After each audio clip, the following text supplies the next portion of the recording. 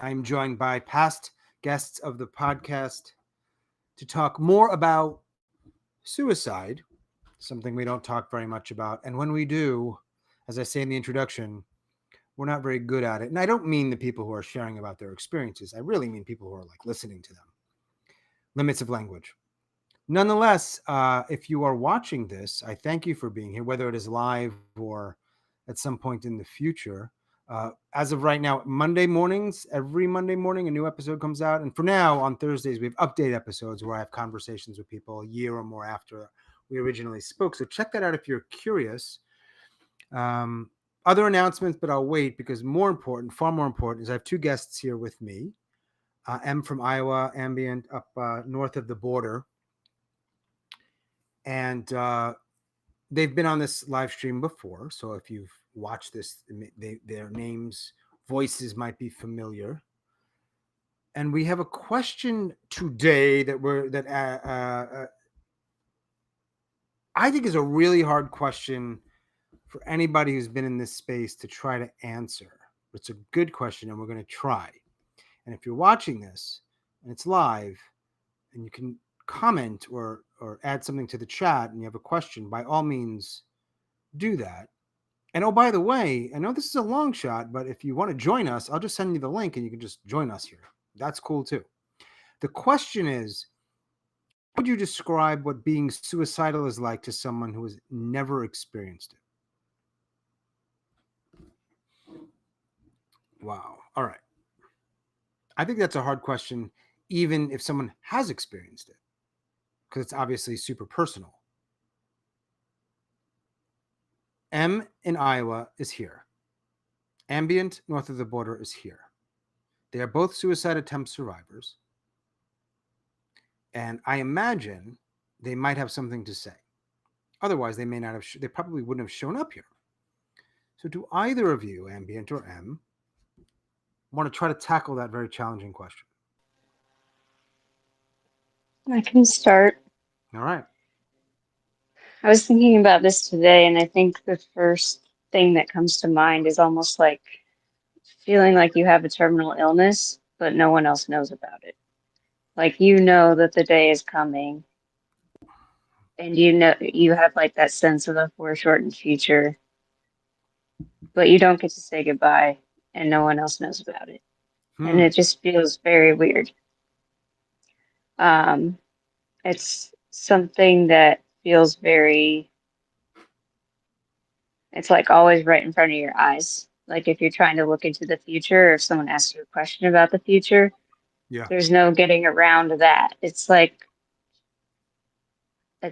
you always feel like you're lying because you're like, yeah, I'll be there. But then you're like, will I really be there? Um, and Yeah. it's a lot of like feeling conflicted.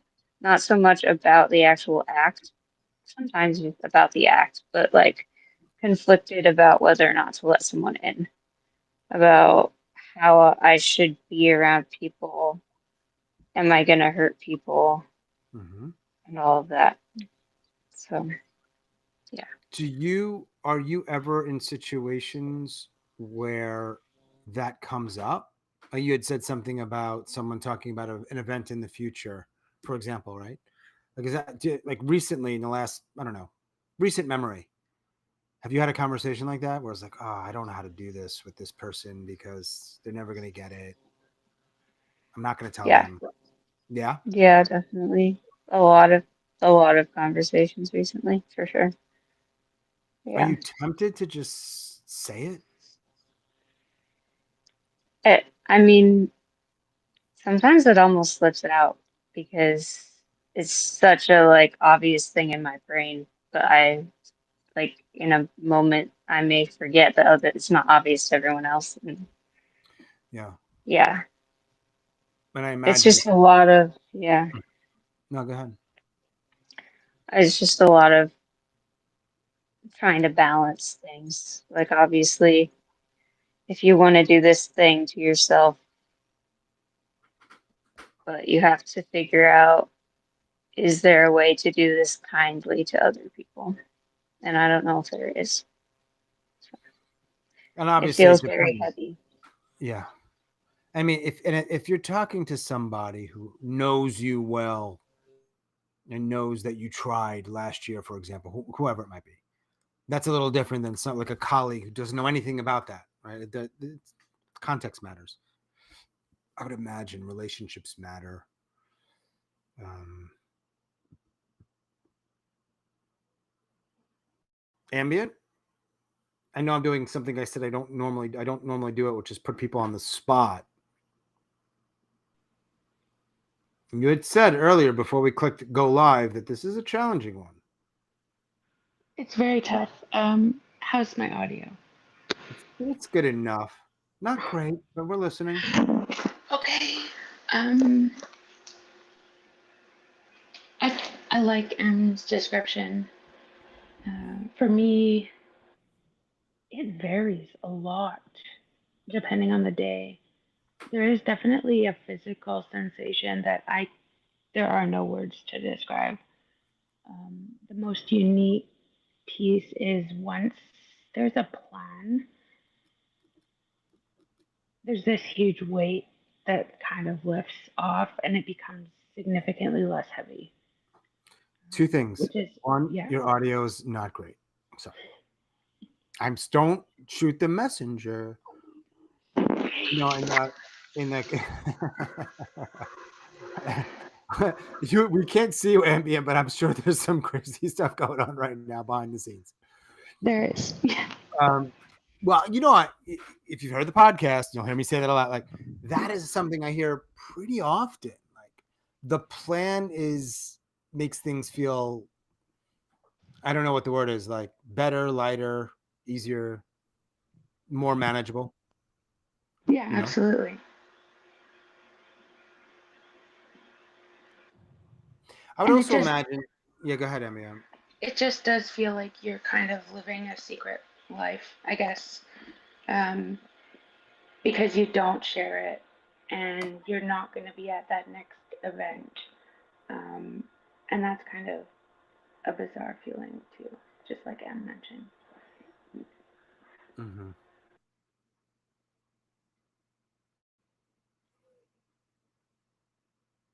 Yeah. How do you describe feelings? And there's also a big difference.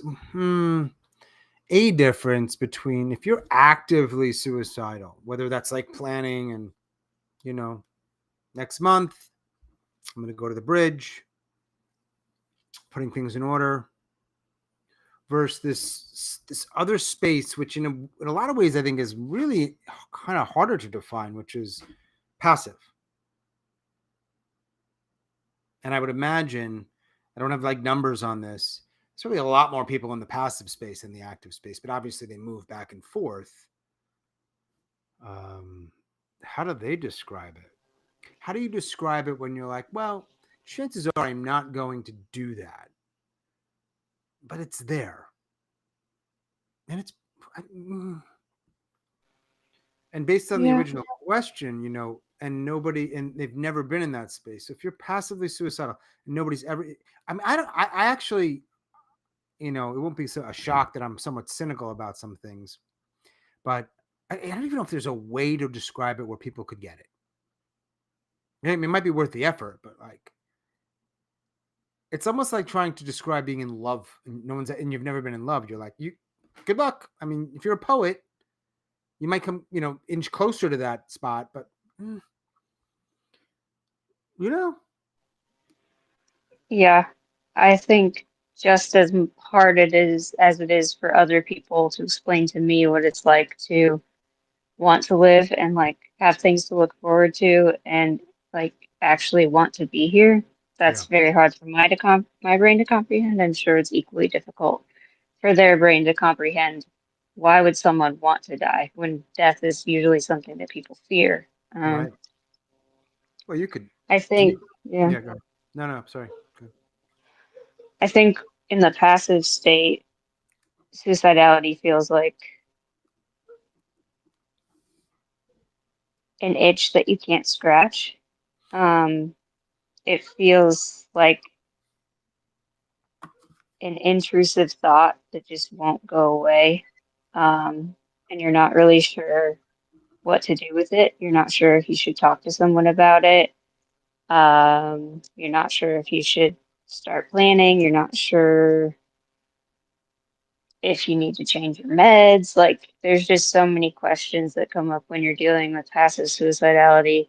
Mm-hmm. Um, and also just, I feel like it just feels, especially, I mean, if you're dealing with depression, obviously it feels like a very dark and lonely place that no one else really understands. Yeah. Do you, in your life, have you moved? And I realize, like, the words maybe don't matter so much, but however you're defining this today, Monday evening, have you moved from passive to active, active to passive at points in your life? Oh, definitely. Yeah. Mm. I would say, yeah, I would say it's very cyclical for me. Um, right after a relapse with my eating disorder, right after a suicide attempt, it kind of goes back, like it resets to more passive, and then life goes on and then it ramps up again. So, Yeah. um, I don't know. Also, like, I would imagine the more you're alive, the longer you're alive, the longer you're struggling, the more you're, and like you said, it's cyclical. I would just think it gets in a way harder and harder to open up about it. At some point, you're just like, Absolutely. Your I'm mind not goes to going like, in. Yeah. what's the point? Like, if this cycle is just going to repeat, if I've heard all the things that anyone could say over and over again, I'm just not Right. even gonna ask this time. Like, You've yeah, heard that's how it everything. goes. Yeah. Right. Hmm. Yeah. Yeah. I think I'm like definitely in the passive space, but for a really long time too. Like, we're talking, I was just cleaning out some stuff in my home, looking at, like, I rarely do this, but trying to organize things and like old letters and journals. I was talking about this 20 years ago, you know? Like And an I bet, active space or the passive space. no, I mean, again, I'll say I think it was always passive. I mean, I don't have an exact definition. I do know for me, I was never, I never had like a date. It's gonna, even if it was out, but I had an idea of a future thing. So it wasn't in October I'm going to do it, but it was like, well, if this happens and that doesn't happen and that happens, then by Christmas, like not even Christmas, like maybe actually sometimes it was a date, but it's like then I'll do it. But then I would be So like, but I wouldn't think like, what am I going to do? Am I going to, stockpile pills? Am I going to buy a gun? Am I going to do this? But I never got to that point. So I'm really like the passive. And I actually was thinking as this was coming out of my mouth, I digressed a little bit into another, but like, I wonder if people who are actively suicidal would hear that and be like, you shouldn't call yourself suicidal, Sean. That's not suicidal. And that's a fair thing. I mean, I wonder. I would say that's something we might come up with a different word for it, but as far as I understand passive suicidal ideation, that is that. That is I that. would I would agree with that. I mean, that's just there's two types of suicidality, active and passive, and that just is Yeah. the passive. Okay. Right. Because a Mm-hmm. lot of people feel that way and they don't talk about it. But there's also a lot of people they just don't think that way. These are the people that would have a hard time describing the original question and trying to share with them what it feels like. They really don't. And I don't know Yeah. how to bridge that gap. And I've always thought with the podcast, for example, by and large, it's people that already get it. And trying to bridge the gap of people that don't get it, I don't even know if it's possible. Again, I know I'm super cynical, but like maybe a little bit. I don't know. I wonder what would happen. I don't know. I was just going to say bring someone who's not suicidal on your podcast, but I really don't know where that conversation would I go. don't know where that would go either. Right. um, I kind of actually do know where it would probably go. what would you ask them? Well, I don't know exactly what the sort of how we would frame the whole thing, but yeah, I don't know. But I know that people who don't get it don't get it. And you've got groups of people that are empathetic, and you can tell by their language and their tone, and among other things, that they're like, I know I don't get it. And I know this is like really fucking hard. That's called empathy. There's a word for that. And there's also a lot of people that are just not in that space for whatever reason. And I have no patience for that. I wish I did. I'll admit that. I don't. I have very little patience. I don't think of my role as trying to educate people who absolutely do not get it and presumably can't get it. Like, it's exhausting. I know I'm going in a different direction here, but I'm not really. It's related. I was thinking maybe a sub question Yeah. could be, is there a good kind of empathetic person and a bad kind of empathetic person? Ambient, you got to chime in on that. Come on now. Well, I'm really hesitant to use good and bad. I'm not picking on your words, but yeah, like, I don't know, because the word empathy in and of itself suggests to me something.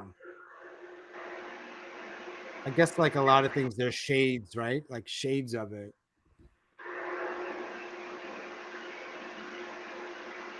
Ambient, is there a kind of empathy that you prefer over another kind of empathy? Good or bad or otherwise? Uh, no, I don't think so. I guess I could say I've never encountered a kind that I like in this space. You've never encountered somebody who's empathetic in this space? Who's empathetic in what feels like a good way. In a good way. Wait, what about me and him? I mean, I guess. I was just trying to get a compliment, but she ain't giving it. I love it. Keep it real. Keep it real. Also, I don't know what's happening in Edmonton, Alberta, but I hope I didn't give too much information away there. Shit. But we are not. We are going to send a technician up your way That would be great. to fix your audio, because it is weird. It sounds like there's a big fan on. There is no fan. It's I just know me. it sucks. I won't bring it up again because it's annoying. I don't know. That's a good question, Em. I mean, for me, I think generally, if someone's empathetic, you feel it, you know it. It's so clear. What do you asked that question? Have you had a different kind of experience where you sort of see different shades of it, Em? Yeah, I Yeah. mean, piggybacking off of some things that I said in our episode of just like how people at church have responded. Recently, I was able to have Mm. a pretty supportive conversation with a pastor at church, and not that he was like condoning suicide, but he wasn't condemning me, if that makes any sense. Like he was just speaking the facts of the Bible and speaking the truth of the gospel, and that was that. He wasn't like trying to steer me one way or another. He was just laying down the facts, which were not condemning towards me, and that was really helpful to hear. To like Yeah. not be like to not have an experience that's solely based around you're a bad person because you're having suicidal thoughts. So Sure. yeah, I think conversations like that focus on more of like the facts versus someone else's opinion about my feelings are more helpful and more supportive. Do you remember any of the facts that he shared that were? Yeah. Yeah, I mean, just the basis of the gospel is just that we we didn't do anything necessarily to earn our salvation. And so to imply that we could um, like have the capacity to do something so bad that would remove like our standing with God, like that's basically implying that we had anything to do with our salvation to begin with, when really it was all of Mm. Jesus's.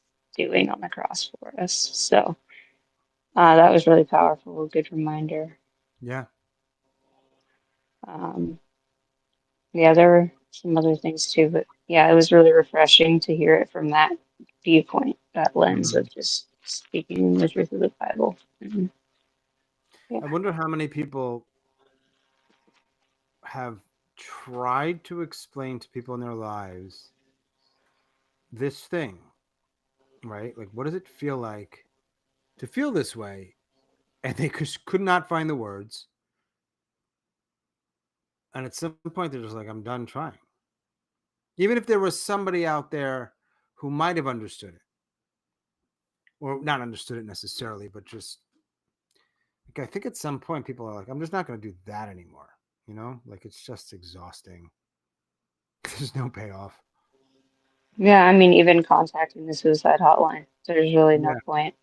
No offense to them, but I mean, they serve a purpose for some, I'm sure, no doubt. hmm But if you want to have certain kinds of conversations, it's yeah. tough. It's really weird to me that it's so difficult. It really is. It's like weird. I don't. Hmm.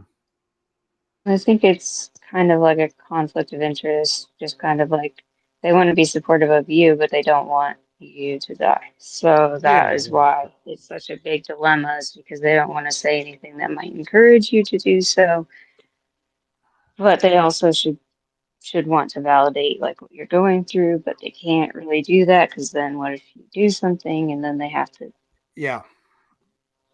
do There's like a. something to help It's you? yeah. Yeah. I mean, there's some value sometimes in talking to somebody you don't know, right? I mean, a lot of people that talk to me for the podcast, they might have heard me, but they don't know me. And there's something good Hmm. about that, like kind of a stranger on the train, which in some ways is what these operators offer. But there's something unique about communication, and smarter people than I can find the words to it. Irony, in that I don't know. There's something. It's important to say, like, I was one of those people. I was doing it via text for 741 741, but I think there's value there. But there's something weird about communicating when it's almost like I say the thing, and then that person's going to do the thing where they validate my feelings and they ask a question. It, Sometimes it feels seamless and smooth and natural, and I don't know what I'm really trying to say here, but it feels weird to me. I have very high expectations. Like, I'm pretty demanding of people that when they're listening, um, and I'm not very nice about it, and that's a problem of mine. I just do not tolerate bullshit, but and that's what it feels like to me. But I know there's value there. I'm not at all discouraging people from making that phone call. I do want to tell you that if you answer all those questions, yes, you're going to a hospital and it may be a bad experience. I got to say that. But other than that, call, text. It seems fair, right? Who wrote that? I'm just looking at the chat. Who wrote, I have revised answer? Oh, that's Ambient. Ambient, if your audio is better, I want your revised answer to Empathy, which was just a minute ago. Hop on. I know. Is my audio better? Yeah, for now, it just keeps cutting in and out, but we'll take what you got. Oh my God. Okay. Okay.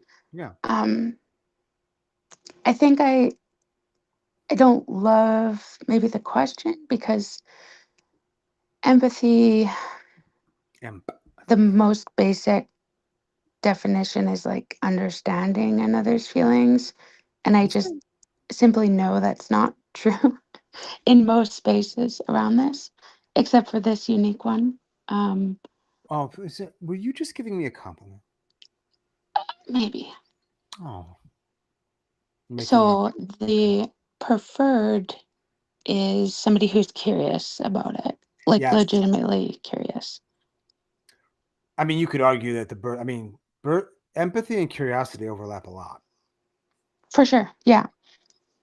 But you don't always have curiosity with empathy. You don't? You don't? I don't think so.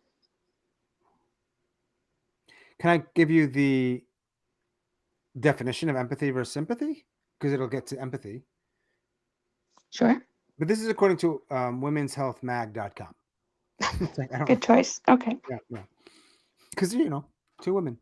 The biggest difference between empathy and sympathy is how much you're trying to connect with someone on a personal level in your interaction.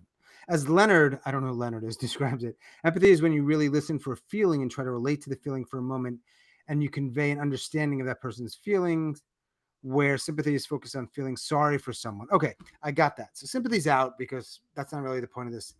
I think what you're saying, Ambient, is that this idea of understanding, and if I'm understanding, you're saying, oh, the irony. If I'm understanding you, you're not going to understand it. Is that what you're saying? Like you can Right. try, but for me, it feels like the effort to understand, in quotes, is empathy. Not this thing about understanding, which we can't really even know. How would you even prove that anyway? Does that not resonate? Is it like it's in the effort in someone trying to understand legitimately, not like this bullshit stuff? Yeah, I think that resonates. And I think maybe I'm so jaded in this area because in real life I haven't had that experience. So, I welcome the jadedness. right. I get it. I understand jaded. Like Yeah. I don't even need to try to understand. Yeah. I mean, I appreciate people trying, but then then it gets weird too, because it's like they're trying, but then they're saying all the stuff, and you're like, okay, you're trying, but you're being weird about it, and you're just doing the same shit over and over again. So you can say you're trying, but yeah, it really comes down to like the person who's sharing the hard shit has to feel as if dot dot dot. Like if someone's like, I'm trying to understand, cool, but like I need to feel that you're trying to understand, like, and it gets weird, I guess, but there's an impasse there sometimes. I almost feel like I would rather than not try to understand Yeah. because I don't want them to be thinking that way or trying to imagine what that must feel like. I just want them to live their lives and enjoy their lives because they don't have to push it, you know? Wow. I don't Yeah, want no. to drag other people down with it, you know? I may Yeah, no. have had different thoughts in years past, but nowadays it's just like, no, that's just my own struggle, and I don't really care to make sure other people get it because they're not going to, and I don't want Right. them to get it. Giving up on trying to share that with people because they're not going to get it. That feels important. Like it's like that's a tough one though, isn't it? Depending on who the person is, of course. You know. And if you have a relationship with them, you're still communicating about some stuff in your life, presumably. So it's like, again, we get back to this thing about like, so I'm leaving this big, massive part of my life out. It's there every day. Exactly. And it's big. Like we're not talking about it's like a big part of your life, because you're into exercise and you're talking about that. I mean, sure, but like we're talking about suicide. We're talking about ending your life. It's big. Yeah. Nobody would say it's small.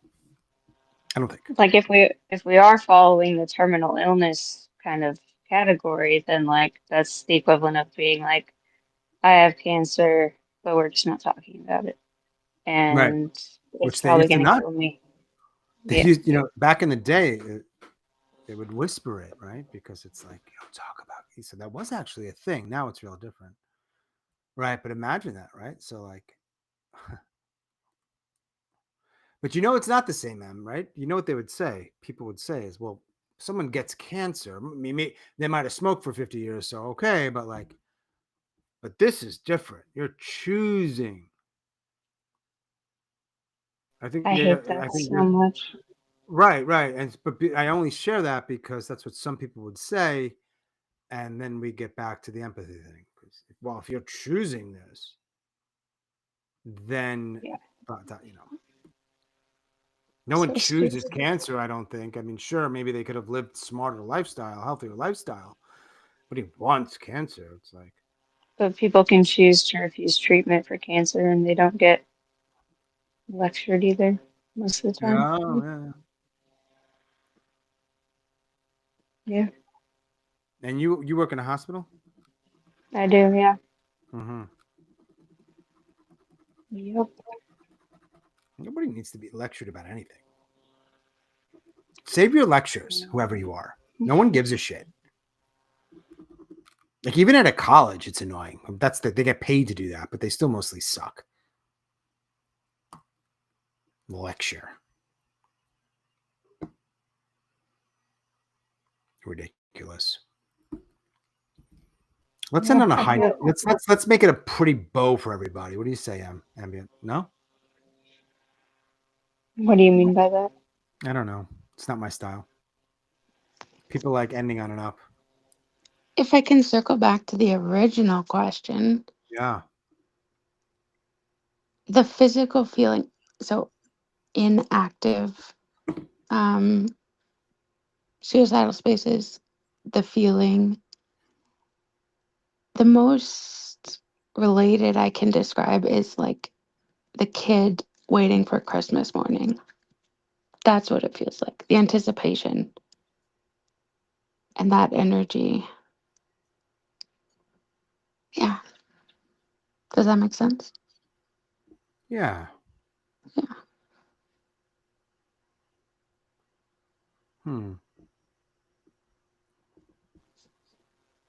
I can relate. Yeah. I would say for me, it's more of like a deep breath, like because for so long when you're in passive suicidality, it's like fight against the thoughts, fight against the thoughts. I'm living my life, fight against the thoughts. But when you are in an active state of suicidality, it's like you sit back and you're like, oh wait, I don't have to do this anymore. That's Mhm. really nice. That's really nice that I have that option. Right. Do you? I don't know where you're at in terms of active or passive or otherwise, but I know you both well enough to know I have a pretty good sense, and you can share it if you want to. Obviously, if you don't, that's cool. But like, you think like if you were in a different spot in terms of your own suicidality, would this? I would imagine some parts of this conversation might be at least a little different, right? It matters when we're catching people,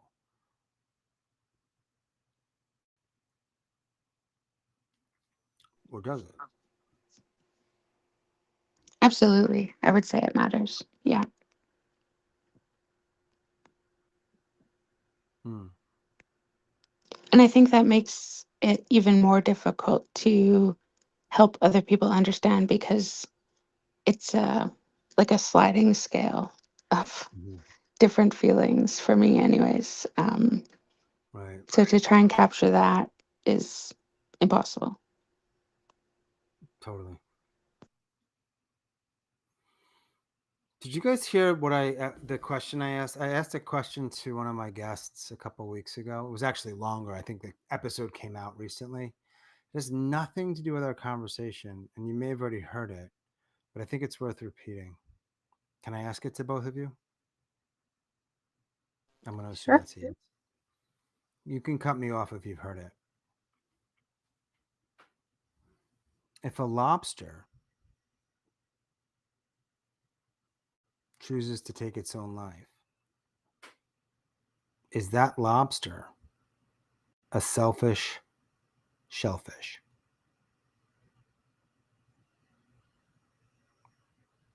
Don't answer all at once. Yes. Okay, Jesus. Wait a second.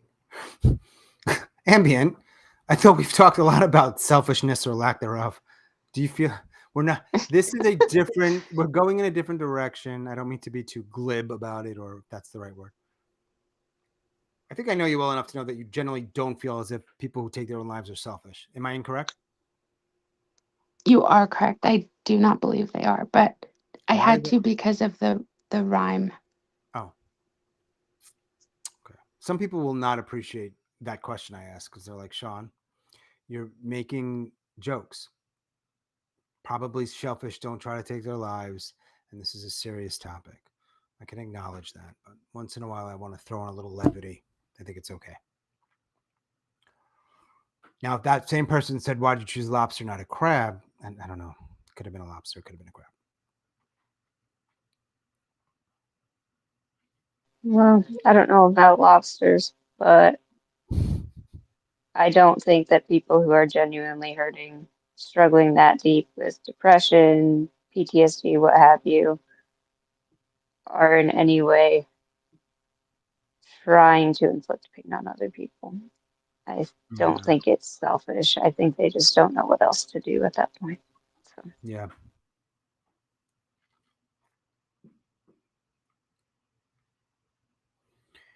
Yeah, I guess that's one of the reasons why I made the pink and purple pill stuff the way it is with respect to, and nobody knows it's a suicide. 'Cause just take out all that misunderstanding and judgment, and guess that's what that was about. yeah, that was a good move. Thanks. I think that I'm an plays, unpaid professional. I'm good at it. Ambient. sorry, I think that plays hugely into what it feels like to be suicidal or feel suicidal, is because you also have that other piece of the shame on top of, Yeah. so it's, yeah. It's like a place where you know people aren't going to treat it like a normal death. People are probably going to be angry at you. They're probably going to be resentful Mm-hmm. for probably a very long time. And that is hard, even though you know you're not going to be there. Mm-hmm. But It's just, it's gonna be there. yeah. I mean, you won't be there for it. Maybe. I mean, who knows what happens when we die? But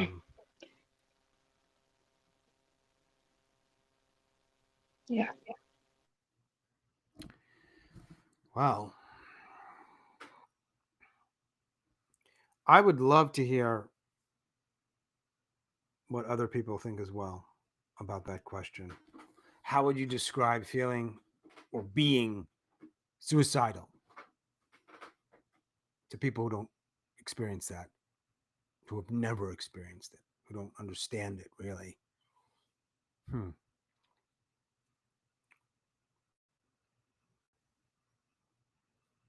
Well, this was an interesting conversation. Thank you.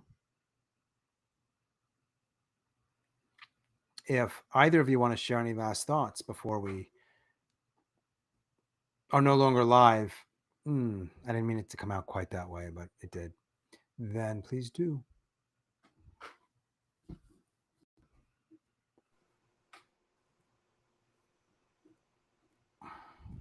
I feel like this question for me, I'm gonna ruminate on it for a while and have a whole bunch of ideas later because We'll it's have just so difficult right. to answer. We will have another conversation then after that, and you come up with some new ideas. Yeah, Yeah, for sure. for the world to hear on for now YouTube. I'm not bitter that we don't have more subscribers. I'm thankful for those that we have. Thank you. It's not. I want to actually mention real quick that we've been doing these about once a week. I've got the podcast twice a week, and there's a tour going around the country starting next month. We're doing this in person with an audience, suicide attempt survivors, ideators, sharing stuff with me and thereby the audience, and an engaging Q&A type of thing. And you can go to suicidenoted.com or check the podcast stuff. It's in a bunch of different places. So if you want to go to that, that'd be cool. If you want to support that, that'd be cool. That's all I've got to say. It's going to be really interesting, I think. And yeah, and I'd like to meet you, whoever you are. I'm not sure if I'm going to meet Ambient or M. That's a maybe. We'll see.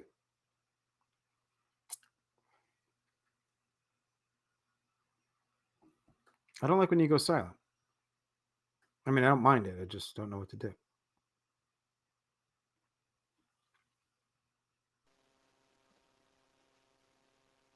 I don't know what to say, at Either. least right now. Yeah. Well, thanks for talking to both of you. Let me stop the live and thank everyone for listening. And we'll be back next week with another interesting question and a conversation. I hope you can listen and join us. Bye. Thanks, y'all.